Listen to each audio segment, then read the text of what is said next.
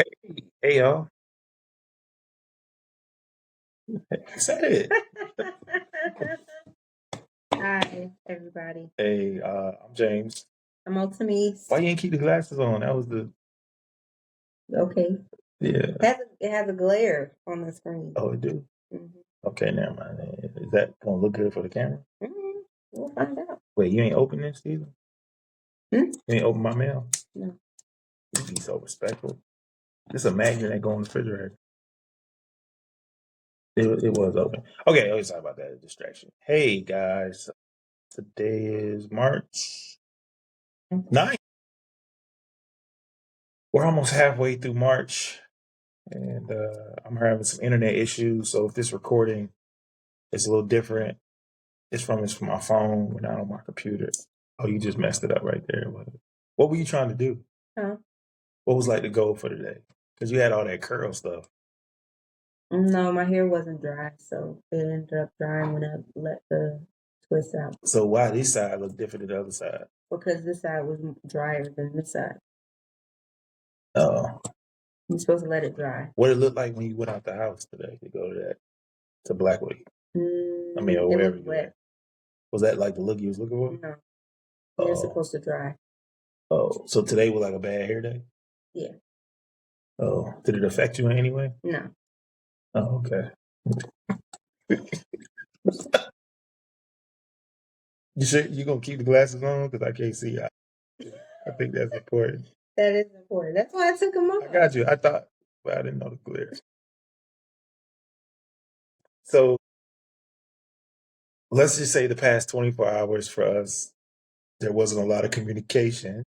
There was communication early in the day yesterday, but not until probably about 4:30 today.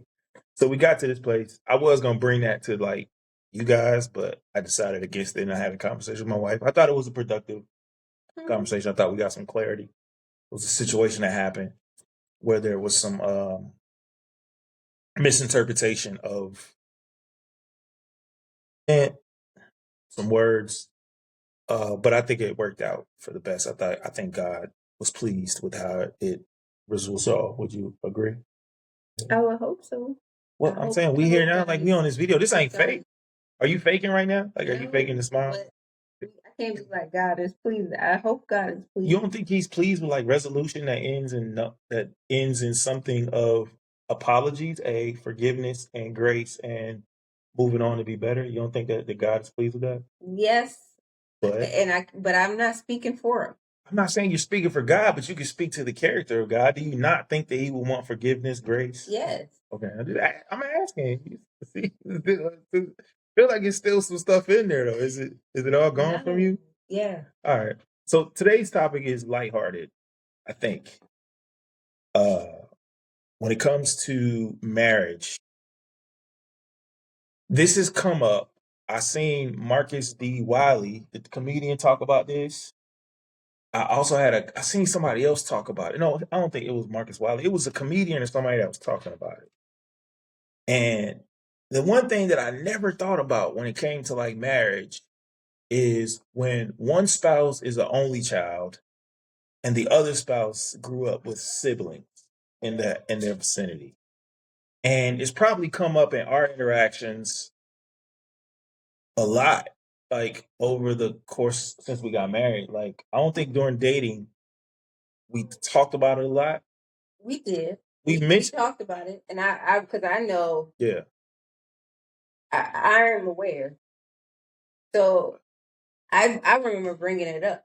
Okay. But I don't think it mattered as much until we got married. No, I don't think it mattered as much until you moved in. Until I got you. That makes sense. So this is so for you couples out there, you partners, you significant others. If your significant other grew up as the only person who had to share speaking to themselves, was a choice. Sharing was okay. Sharing was a choice, as our children are. Our children are only children until they're around each other. But I think we've done a good job of teaching them about sharing and caring because they see it. Yeah. They see it from us, and they love each other. They do.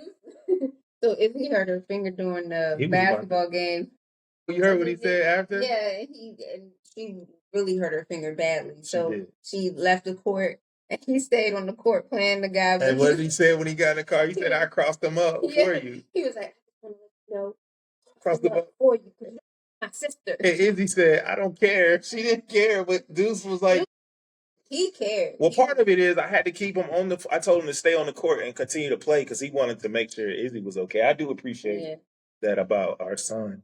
But he did as she was hurting say, he's like, "I crossed them up. I crossed them up for you." You don't hurt my sister. He put in the work. My man cares. He cares about his sister. So yeah, so we. Do you want to say anything to the people because you on our camera? Yeah. Any other time, I'd be like, Izzy, come say hi. You don't want to. You don't know what to say to people. No. Yeah, because the people said I forced you to talk. Remember that comment was like, "No." Kids look. They look uncomfortable. They always look uncomfortable. They're not camera kids. So yeah. But that commenter, I appreciate that. I appreciate all the feedback. I do take it into consideration. But can we finish our video? Can we finish our video? Okay. Hey, listen, we got a podcast. I mean, talking. That's not a podcast. But. So yeah. How do you handle, or how have we handled? What is the conversation like when you have one person in a relationship who grew up by herself? So share your like what's your viewpoint? Because I'm always curious when things happen. Like for me? Yeah. I think a lot of things For the person who's on the other side of the camera. For you, may be seen and or taken personally because you had siblings. Like what? Give me an example. The concept of he says that I want to be in everything. Like I want to be a part of everything. Yeah. And that's not necessarily true, but everything had to be me. So like it was just me. So when I say monkey see, monkey do, you mean like that? Is he talking about that or just like No, I'm talking about like if that's a part of it too. Okay, that is part. But the or like if you say I'm always in something. Yeah. But then I'm like, but typically it's just me. Right. Like I remember having a conversation with a friend, and she was like, and this was in my 20s. Yeah. She was like, "You realize you talk about yourself a lot?"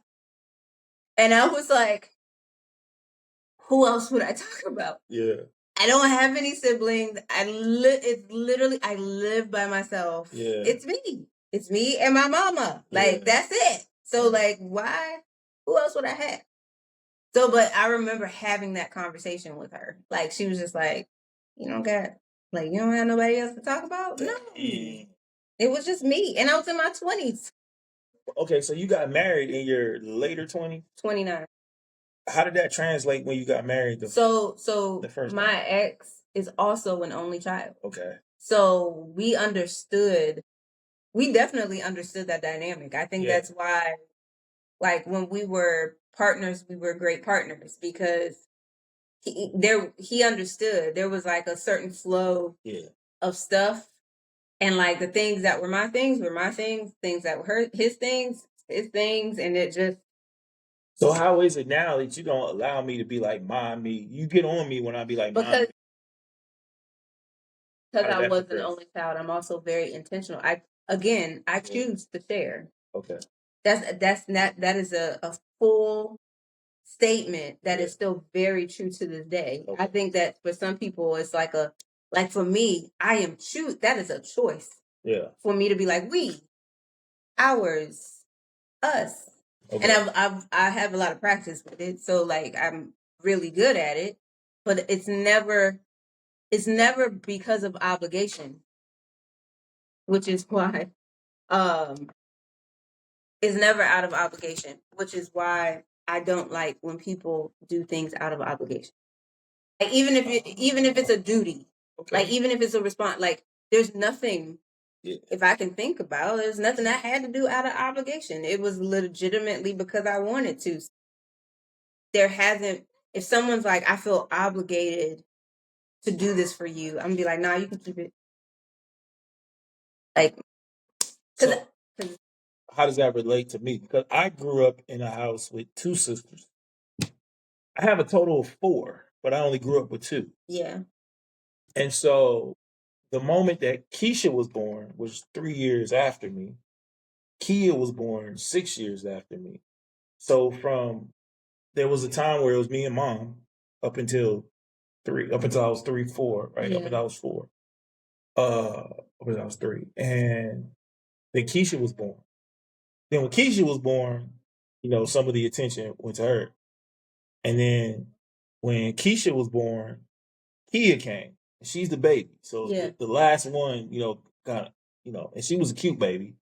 But me and Keisha kind of teamed up on Kia coming up because me and Keisha we're 3 years apart. Yeah. So I've always had to, you know what I'm saying? Like, and my mom put it on us to when she cooked, she had to cook for, 3 children and a grown boy and growing, girl. But like, I always was included with them. Like, there was never not a time where, even as me being the oldest, where I felt like they weren't included. Like, I never got the opportunity to feel isolated, and I was the only boy. So I think there were times where I wanted to be isolated, but like I could. Yeah. Their rooms were right next to mine. I had my own room. Yeah. Their rooms were right next to mine. We sat in the back seat together for these long drives. We sat at the table and ate together. Like, there was never no, I go off in my room and eat. Like, we sat at the table and ate. So like, I guess I didn't have the option of not sharing. And I definitely did. Yeah. Everything. Like, so I have 4 godmothers, and that's 3 of them lived close to us. But 3 of them lived close to us. Yeah. So I always had like 4 Easter baskets. On Christmas Day, we would go to every single house, and I'd have gifts under the tree for every single house. Yeah. And like, it was always a choice. Like, even with like how you said, like, you couldn't just go to your room and eat. Yeah. It was just me and my mom. So, and most of the time she was working. So it wasn't even that it was me and her. It was me. It was literally me. And then for that, like Christmas, we shared, like, it was, if it was 9 gifts, it was 3, 3, and 3. Like, my parents, my mom, my stepdad did a good job of inclusivity. Which I understand. They did. And I get that. And then my mom, when my stepdad left, and it was just me, my mom, my sisters, she still did a good job of keeping us together. Like, we had to walk to the bus stop together. Yeah. To catch the bus, even though we were all going to 3 different schools in Statesboro, we walked we came home together. We were in the house until she got home together. Like, there was, as I think about it, there wasn't much until I left, until they left, like, home. Now, I did have a season, where I did have the experience of siblings. Give me that. That was so there was a summer I went to Florida to stay with my auntie Gail. Gotcha. And the summer turned into the entire school year. Okay. My aunt, she was like, just let Nicole stay here. Yeah. And you continue to do what you need to do. She'll go to school here. Yeah. And while being there, I was with my cousin Chrissy and my cousin Craig. Okay. You name it. Are they okay about? Yeah. Are they gonna see this? Will they reply? Oh. Yeah. You gonna send this? My cousin Craig is one of my friends. You tag him. Yeah. You gotta tag him. Auntie Gail passed away. Oh, shout out. Oh yeah. Sorry about your loss. You're supposed to say that when somebody. But I did experience it then. That was interesting. How so? Because we did, like how you are describing it, that was our dynamic. We used to get in trouble either together or for each other, or sometimes because of the other person. Like, I think my worst spanking was there. Oh wow.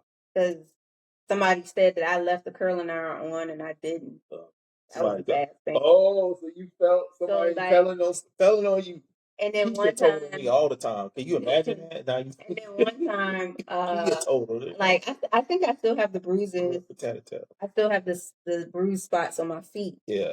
But I slept on the top bunk, and my cousin slept on the bottom bunk, and then my other cousin slept on the third bed. So we were all in the same room. Yeah.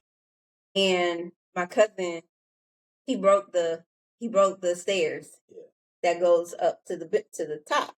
So there was no rail. So it just, we just went up and then, but I was asleep. And I don't know what I was dreaming. It was a good dream though, but I started to like fall in the dream and I like literally fell down.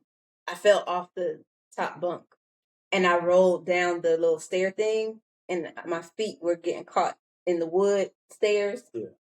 And that man, I woke up, I was crying, and he was in there knocked out. Nobody woke up. No one woke up. And I had bruises and stuff. I think I still got the bruises on my feet. You know what I find interesting? What? That you can remember stuff like that, but you can't remember that So I have selective memory, and I also have memory like an elephant. So once it passes a certain well, listen, anything short term is, but like after a certain time, I remember. And what is she doing? Oh,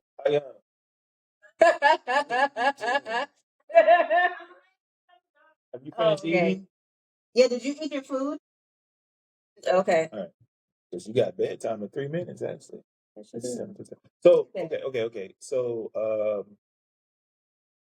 that is interesting. So you did have the experience. I did. At a what age was that? Like 9, 10. Okay, 9, 10. And then I had my experience of we like your whole life. Well, yeah, basically because we had to we went to North Carolina together. The only time I was isolated was when my grandfather would come and get me. The few times that my grandfather came and got me when I was in Augusta, when we were staying with my grandmother. My grandfather came and got me.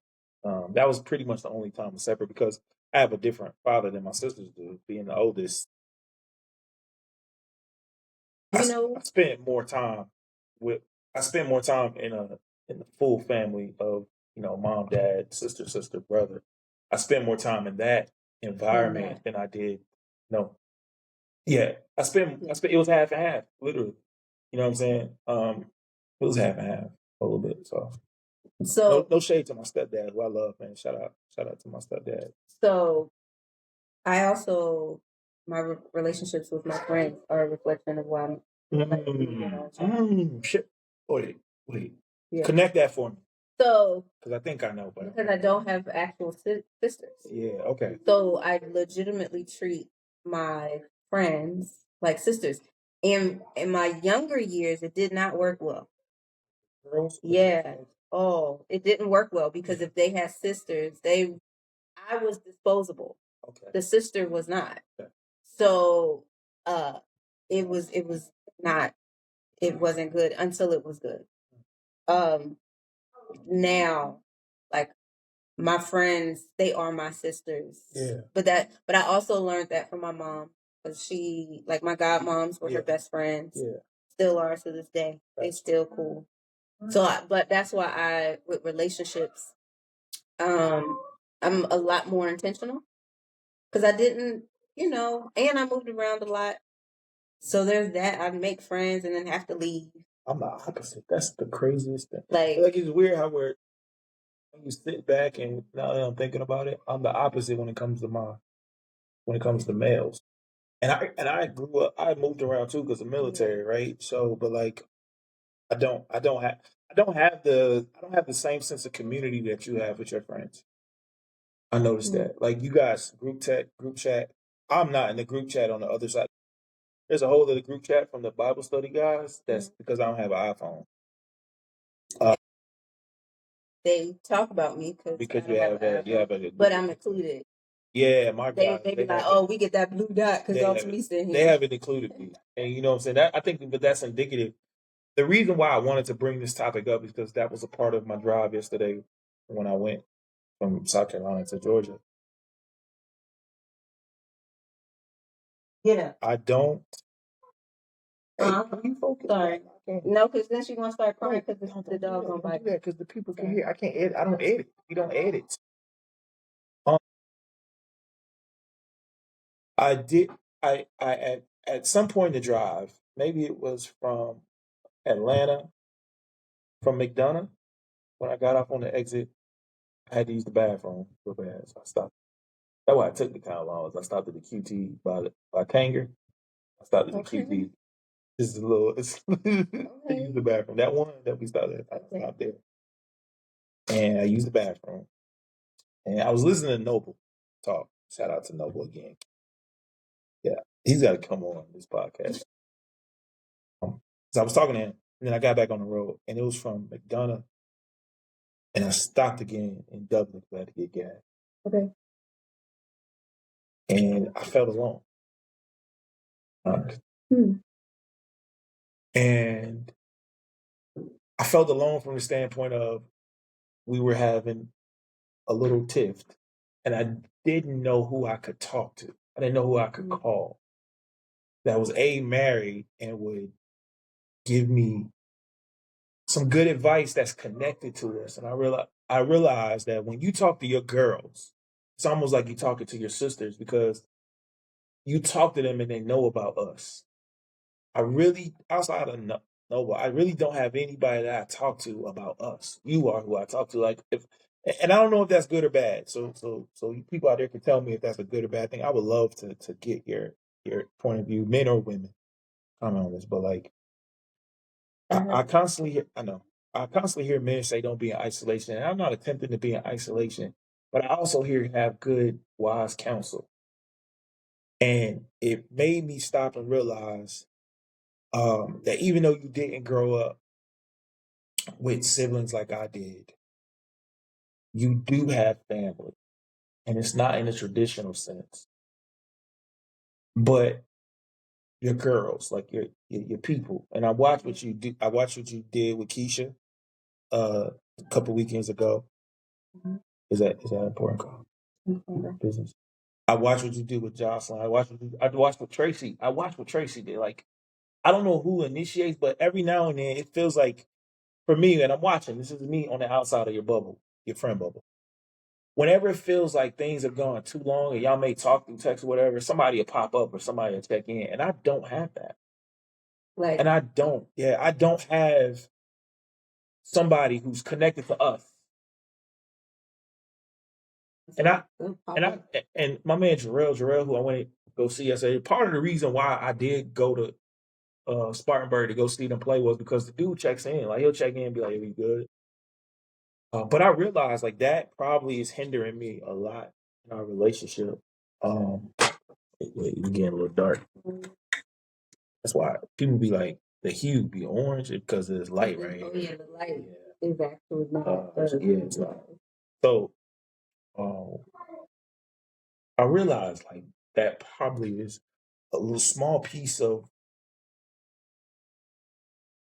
I have all these self realizations after we go through whatever moment we have, but it's always me, and I'm grateful because I have these moments where God told you me driving allows me to come to a place of some good clarity. But sometimes I would like to pick up the phone, and with guys it's a little different because guys say, "Yeah, pick up the phone and call me," but I don't know if it's me, and this is something that I have to work through. But if you haven't been around, I'm not prone to be like pick up the phone and just be like sharing, you know what I'm saying, my stuff I much rather go on a drive, sit with God, sit in the silence, and then I come back to you. That's the beauty of our relationship is I don't take it outside to like other people and be like, do you know what she did? I don't do that. I probably should do that in the male voice. I don't know what she did. She tripping. I was imagine you talking to your girl. And I know you don't do that with your girls because you come back to our situation. You'd be like, well, this person said this, and it was very objective. It wasn't pro ultimatum. But that's also my friend group. Yeah. Like we don't have the Amen choir. Gotcha. We don't. They'll be the first to be like, friend, you're tripping. You should apologize. Yeah. Friend, like that's no. Like go make up with your husband or whatever. They'll be the first to do that. Yeah. Like, but give your thought because I don't want to stray off topic because that's like another friends and relationship. That's another topic. We talking about how you grew up. Well, I first want to say. Yeah, I'm saying address what you was going to say. Yeah. Babe, for one, I really. Don't be cheesy and say you're not alone. Go. Okay, I was about to I say. really commend you just for the self-reflection. Yeah. The introspective to things. I just wish it wouldn't happen after stuff that gets hot between us. I just wish it didn't have to happen. Is that the only time it happens though? But no, but that's really the most frequent time to where I'm having to figure out if where I am, because I told you earlier, like you really do have good intentions whenever we talk. So I have to, so the Holy Spirit, checks me, be like, yo, that's Altamise, right? Was she really? Did she really mean that? Like her, that's her. And there's some people where you're like, nah, I know they meant that because I know them, right? But with you, I get to these moments of like, yo, where did where could I have adjusted, altered the first thought to not get to the place where I was frustrated. I needed to walk out the room or something like that. You know what I'm saying? Like, how do I get to that place? And I'm finding myself there because, like I told you, I am trying to have my first thought be, this is not my adversary, right? And then because it goes back to bringing it full circle or bring it to a circle of what we were talking about when it comes to siblings. When you argue with your siblings, right? It's usually over something possessive. So there really is it's kind of adversarial. You're usually trying to stake, right? When you have siblings. So that's kind of what made me bring all that up. You didn't have that experience. I had that experience. And even now, between my sisters, I watched them argue with each other and not talk to each other. This is all noted on social media if you follow Lakeisha and Lakia. They make up, but they also spent a lot of time together. Yeah. And they also they know they got each they other. Can do it. Nobody else. Yeah, they have that mentality. I don't know if I have that relationship with people. And I think maybe that bothers me because I told you I'm getting to this season of being more uncomfortable and comfortable and being more uncomfortable to get comfortable, like being in places where I got a network. But like I am that guy that if I'm gonna go into a room where I don't want to, I'll sit in the corner, I'll talk with the bartender, I'll talk with one person, and I'll stick with that one person. I don't want to. So in essence, it's almost the reason why I brought this up is it feels like our lives have kind of flipped. People would think I'm an only child, or people like you would think that you had siblings, unless if they don't know your story. You know what I'm saying? Based upon how we act, and I've always find that curious in relationships how much of that portion of familial relationship comes up in marriage, because most of the time it's talked about. Most of the time we talk about my dad and my mom divorced, or my dad wasn't around. We hear that, but we don't.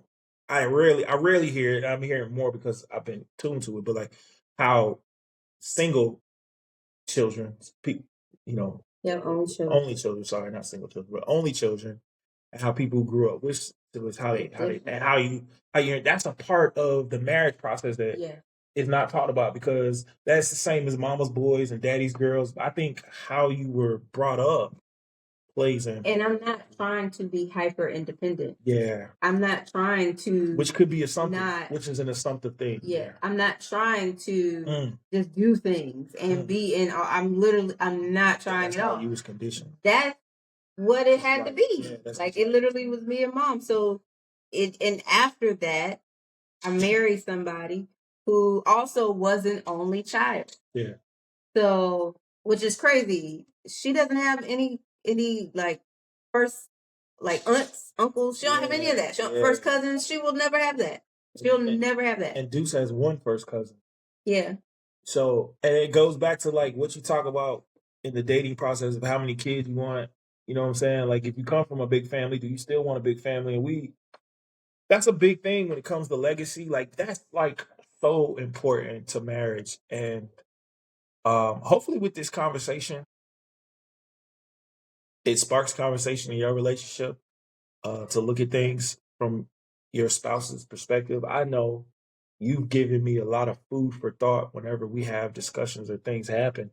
Like I probably could put him into the POV of, this is how she was conditioned. This is the condition she was raised in. So she may not understand, right? And then now that lends to some more. Anything that you could do to break down the adversarial barrier that the enemy tries to put in front of spouses, I think is a good tool to add to your tool belt, because the more he can get you to be at odds with your spouse, the more happy he is about the institution of marriage. And the reason why I feel like this topic is super important is because somebody asked, listen to some podcasts, and it was like, what's the importance of marriage? I listen to the Joe Budden podcast a lot, and it was like, what's the importance of being married?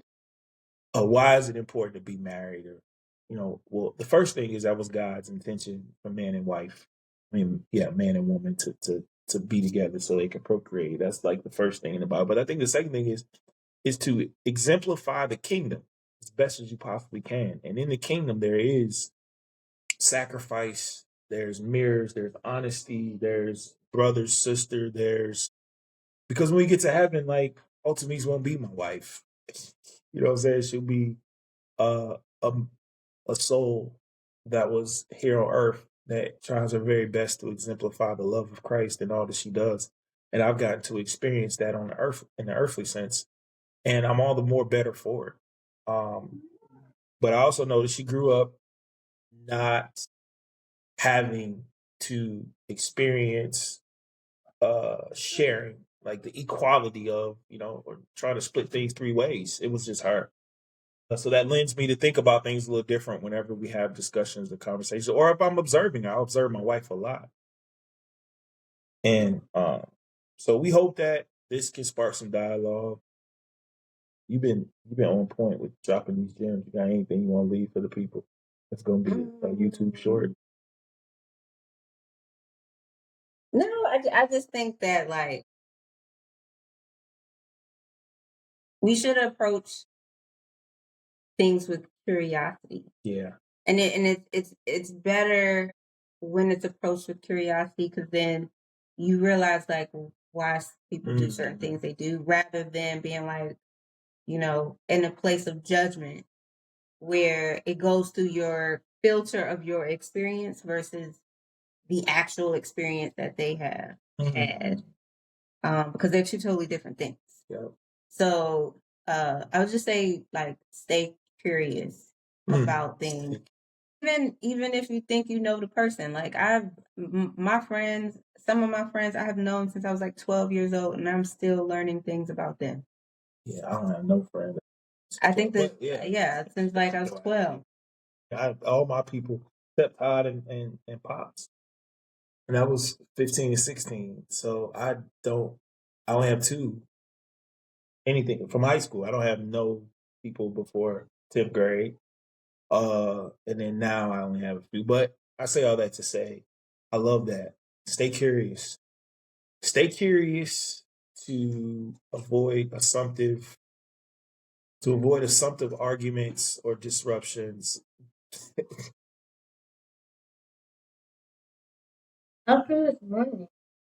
Okay, so that avoids assumptions and arguments, and you get a better understanding. And I think that if you understand your spouse just a little bit better, you'll have more enjoyable time. So, as we wrap up, we hope that you share your sibling stories or not, or just like, share. What is it? Like, share, subscribe to the YouTube. Yeah, there it is. Subscribe. Like, share, subscribe to the YouTube. The Altie and James show. Watch the little snippets. Probably the Izzy.